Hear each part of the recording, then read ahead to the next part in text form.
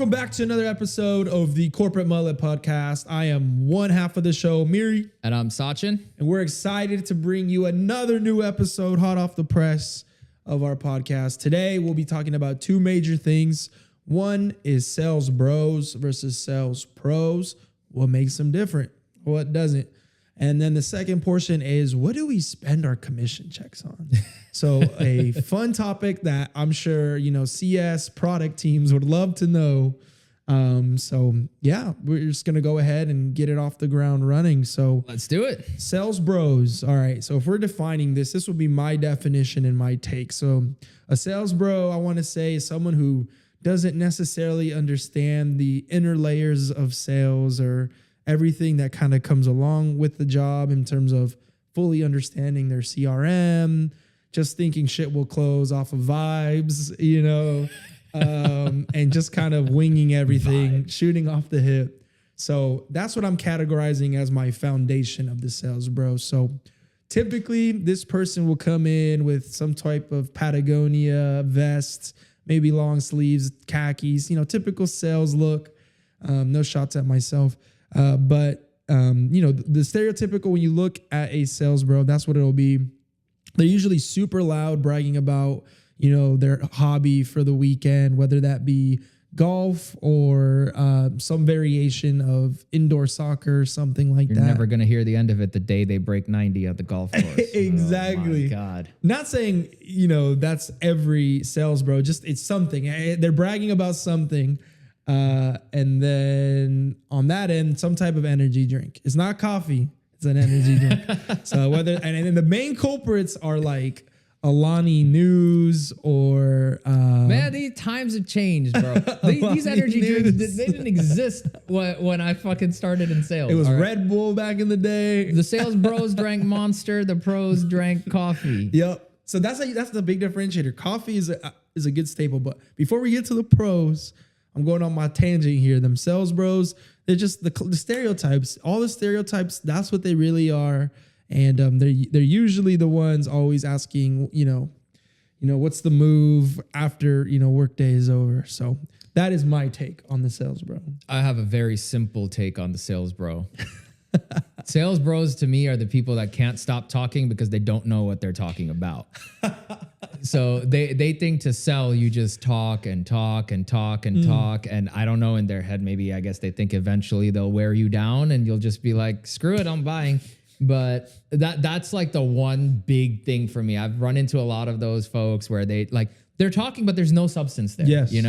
Like there's no information being shared. Politicians speak. Not learning anything from you.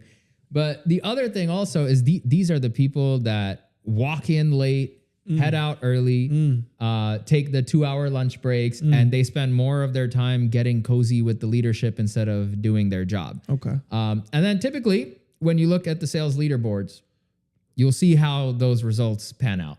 Yep. Because the sales bros, at least from my experience, are never the ones at the top at least in the organizations that I've worked at. I have been in orgs that are like not tech, but more in like car sales and some of the direct to consumer sales stuff that I was doing in the past, where that's where sales bros really thrive. There is a place for them. Oh, 100%. But I don't know. In B2B, it just seems like it feels like a never ending cycle of like dealing with imposter syndrome. Yes. With the sales bros. Yes. Like they never got out of the frat boy days. Yeah. And to be completely frank, everyone starts off as everybody, a sales bro. Yeah. You have to kind of go through those trials and tribulations because that's what you think a salesperson is, right? Exactly. So it's like you just roll with it, and you see what you see on TV and in movies, and you're like, I'm gonna go sell. Yeah. But you learn pretty quickly that it doesn't get you too far, unless that's the kind of market you're in. Yep. But at least for us, I mean, I don't think you have any sales bros in your orbit. No. I feel like anytime there's like a new AE, and it depends if it's young, like a freshly promoted AE. But usually when you externally hire, they're usually a lot more like family oriented, and they've been in it a while. Kind of like the old man in the game. But not necessarily too old, just, not BDRs. But when you get like a fresh BDR, That's Yeah. when you see it, bro. That's like the But- optimum of sales, bro. I'm gonna give a little perspective from. I think that's a good point, from being in sales for like almost 10 years and being newer to sales. This has been a shift for sure. And I'm sure it was worse before I even started. But dude, hiring managers used to really enjoy and appreciate that sales bro energy, you know, and they would bring you on. So like typically if you're interviewing with like a 60-year-old at an older company, then, you know, the sales bro stuff might still work to get the job. True. But I've seen it change a lot, where the sales pro has become more, you're going to hear this everywhere, consultative selling. Okay? We get it. I mean, it's kind of repeating yourself, right? Yep. Consultative selling. If I'm selling, I need to understand your needs and I'm going to consult you on what to buy. So, I mean, I got to know my product. right? I got to know who my ideal customer is. I got to know what my product does. I just log on to the Zoom and But that's become the new sales bro, right? Consultative selling. That's the new sales bro. That's mainly because all of our leadership now, we brought them from management consulting firms. And I'm sorry if you see this, but my boss is also from a management consulting firm, but he's a really good sales guy. So it's fine. But, you know, and that's where like now everyone's consultative selling.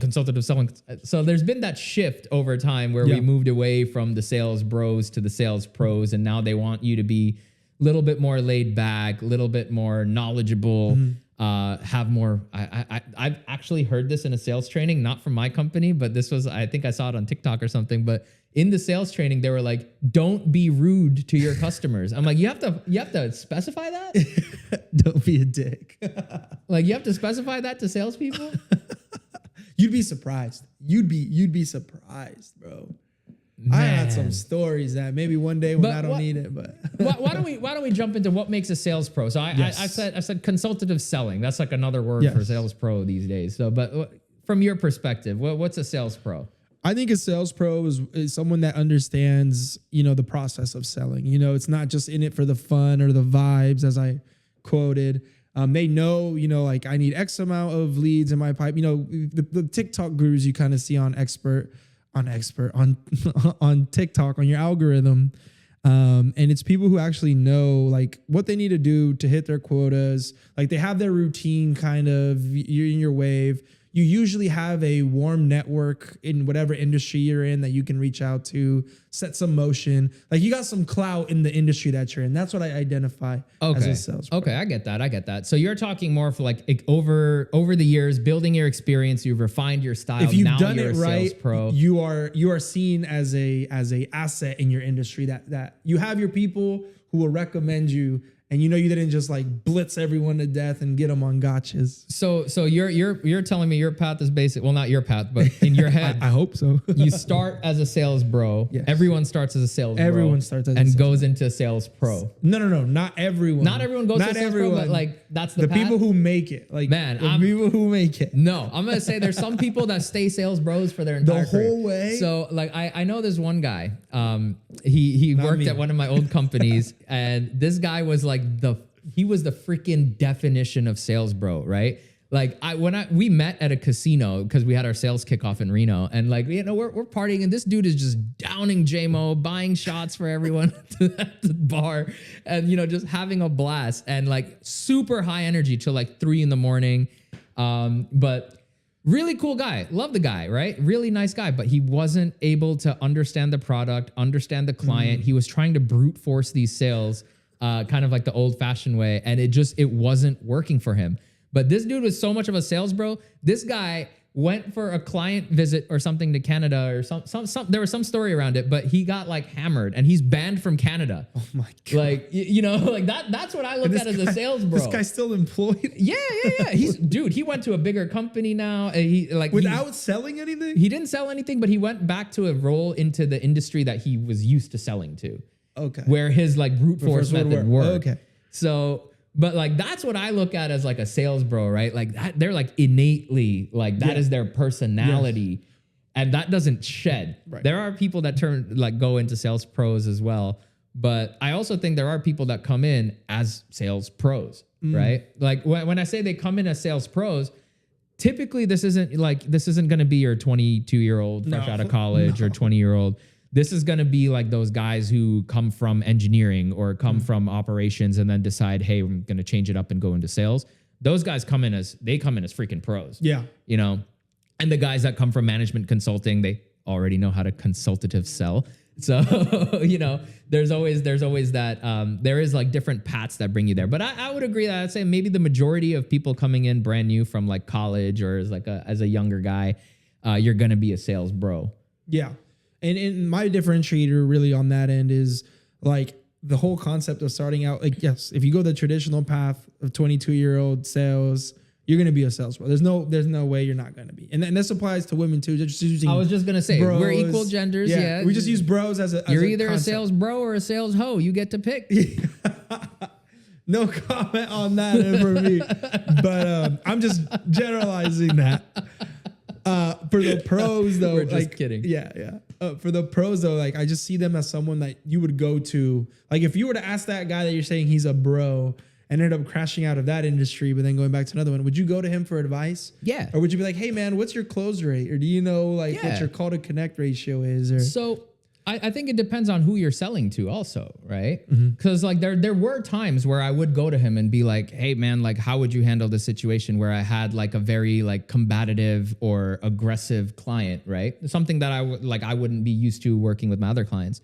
And I would bring him in and be like, hey, this is my senior AE. He wanted to say hi and like have him lead the call. And like his high energy and like just his also like aggressiveness of going after the deal, like the client responded to that, right? He took it up almost like a challenge. Like there were like two bulls butting heads.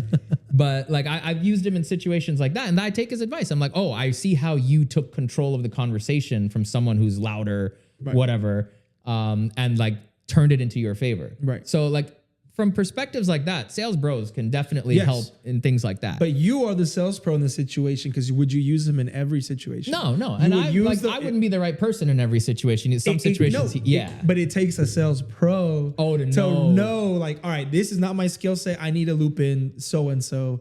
And this is my weapon for this deal. And then I don't need him for this one where the guy would hate that shit. You know? Exactly. So that is what I'm saying. It's like this guy is like, he's think I'll go into any meeting and I'll crush it. It doesn't matter who it is. You know the type that I'm talking about. I know, yeah. But if it can be like the orchestrator, that is what I imagine. I mean, sales bros are, they're necessary. They're necessary. They're good salespeople. Yes. They're not dumb. Yeah. So they're really good salespeople. Don't discredit them. I'm not. But like I'm saying, like it. But I get what you're coming from. To get to the top, more likely than not, it's going to be a pro more than a bro, is what I'm saying. Yeah. They'll have their moments. As a former bro myself, I've had some moments. But if you asked me to replicate those historic ones where I didn't know what was going on, I have no answer for you at the time. I have an answer for you now, but I wouldn't have it at the time. So I mean that comes with years, right? Exactly. Like as you get exposed to more situations, you kind of learn to adapt your style. Exactly. I say it all the time. You got to be adaptable as a salesperson. Especially in sales. People say it in engineering with coding. It's the same with sales. Yep. But work last like a butterfly. Year. But yeah, I think that brings us to the end of that sales bros versus sales pros topic. Let us know what you guys think. Did we hit it on the head? Is Sachin more right? Am I more right? Let us know. But moving sales bros, watch how much cologne you use. Goddamn. Jeez. Freaking up the office, bro. Car noir across the freaking building. Savage everywhere. But you have obsession. Real quick on that, you got to know the cologne for the occasion, bro. You can't just be wearing some club cologne at the office either. I use the same cologne everywhere I go, so I don't know, man. I buy it for $25 at Target. It smells good. I like it. Moving on. Going on to a very popular topic that, a lot of people always, if you're in sales, you probably gotten this question, how do you make so much? Or why do you make so much? We're not answering that today. We're saying what we spent that on. So some of the dumbest things we've seen, some of the dumbest things we've done. So I'll kick that on over to your way. You can kick us off. All right. Commissions. I mean, I look at commissions as basically like pennies from heaven, right? I guess that's maybe not the best way to describe it, but basically I budget my life off of my base. I don't plan on commission ever. So I typically use it to bolster investments, things like that, boring shit. Yep. But we're not here to talk about that. We're here to talk about the fun stuff. So typically what I like to do with commissions, especially after a big deal, is I like to reward myself. Like if it was like a really long sales cycle, complex deal, I like to reward myself. And I like watches. Watches tend to be a good way to reward yourself because you get to look at it like a wrist trophy and be like, oh, that I did something to get this. This wasn't just like a random purchase. It brings you back to that moment of winning. So I really do enjoy watches. I collect them.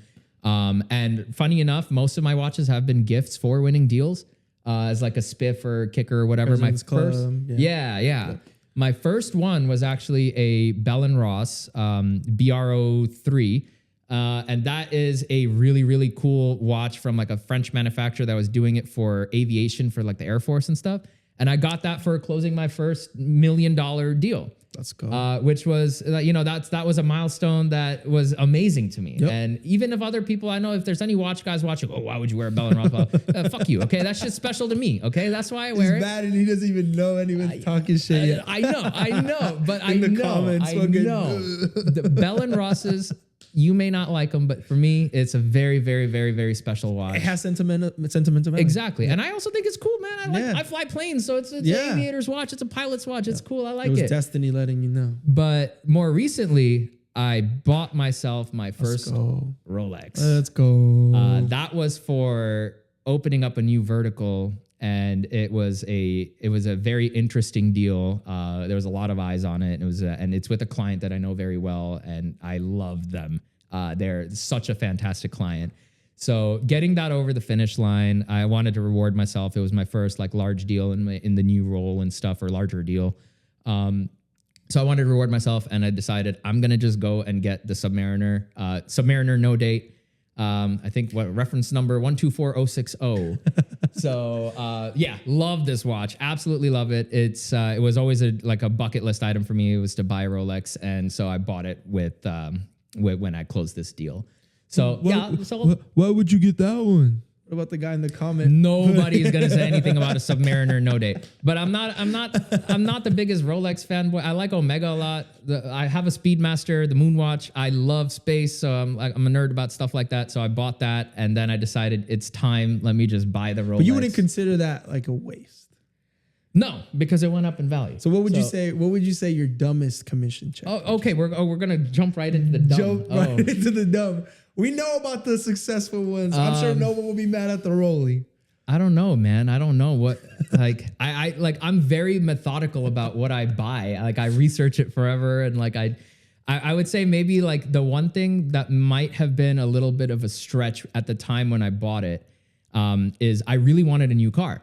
And I had a Chevy Volt, and the lease was about to end on it. I had like a few more months on it or whatever, and I was like, screw it. And this is when this is when Model 3 was brand new. I'm like, I'm gonna go buy His a Model 3. favorite car. That was maybe the worst decision that I made, because I lived in an apartment, couldn't charge it at home. But my office had free charging, so I would charge it there.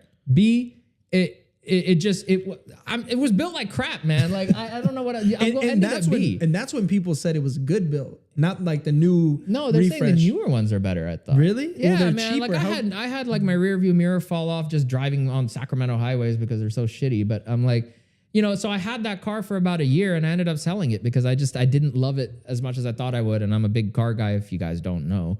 So I like engines and Check noise. his Instagram. Yeah, I like engines and noise. So we got in the McLaren, turned the music off. Yeah. I was like, what? Because I'm new to car stuff, so I'm always like, you see him in the movies with people blasting music out of them, but he does have a point. When you turn off the music and you just listen to the engine, that's a way better sound. Oh, it's like meditating. Yeah, you hit the right frequency and you just zone out. Oh, love it. But now I'm getting distracted. I'm daydreaming about going for a nice drive. So what about I guess dumb ones will say Tesla. Tesla. Because I wasn't happy with it. It was a lot of money, and honestly, I didn't make enough at that point. That was when I first got promoted to an AM. I was running really tight and probably should have looked into investing that money because I wasn't putting anything into my 401k or anything back then.